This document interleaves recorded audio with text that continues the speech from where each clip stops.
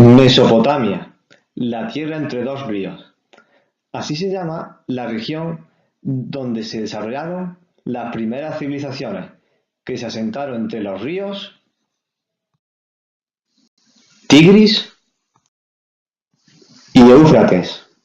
En este lugar surgió la agricultura, que a lo largo del tiempo daría lugar a la construcción de grandes ciudades.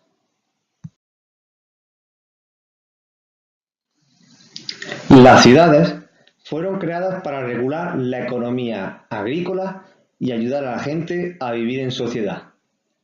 Los mesopotámicos fueron grandes constructores y utilizaban materiales como el adobe y el ladrillo. Las ciudades, como Babilonia, estaban rodeadas de murallas de ladrillos con 4 puertas fortificadas. Las calles eran estrechas y de trazado irregular, y las casas se amontonaban caóticamente. En las calles de mayor anchura estaban las casas de las familias más ricas. En las zonas más aglomeradas vivía la mayoría de la población, en pequeñas casas de adobe y de techo plano. Dentro de la ciudad destacaban 2 edificios: el palacio, que servía de residencia al rey, y el templo, que poseía todas las tierras y los talleres de la ciudad, y además era la sede del gobierno, de los tribunales de justicia y de las escuelas. Cerca del templo o en su interior se construían enormes torres escalonadas, llamadas zigurats.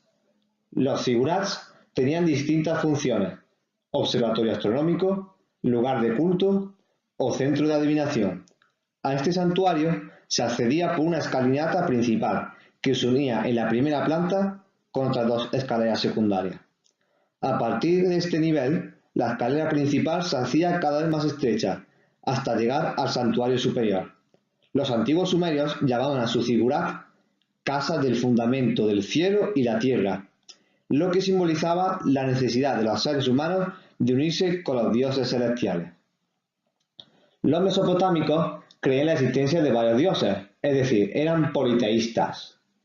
Estos dioses se manifestaban a través de fenómenos de la naturaleza, de los sueños o de la adivinación.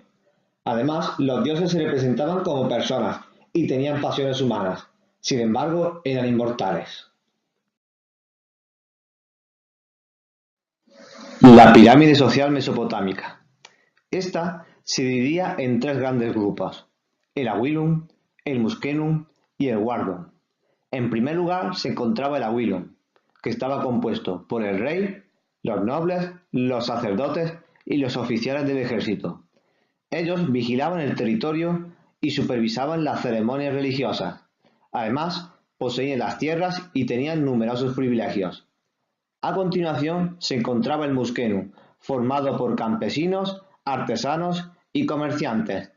Ellos pagaban impuestos y eran libres, pero tenían menos derechos que la clase dirigente, es decir, el Awilum. En último lugar se encontraba el Wardum, que eran los esclavos, que era gente que había sido capturada en la guerra o bien que había caído en la esclavitud por deudas. Ellos eran poseídos por otras personas y no tenían la libertad. Mesopotamia poseía también una cultura importante. De hecho, es en esta región donde surgió por primera vez la escritura, denominada cuneiforme, es decir, aquella que se escribía mediante signos con forma de cuña. Aunque en un principio la escritura surgió con fines administrativos para contabilizar los recursos, al final acabaría siendo utilizada también para otros usos como la literatura o el arte.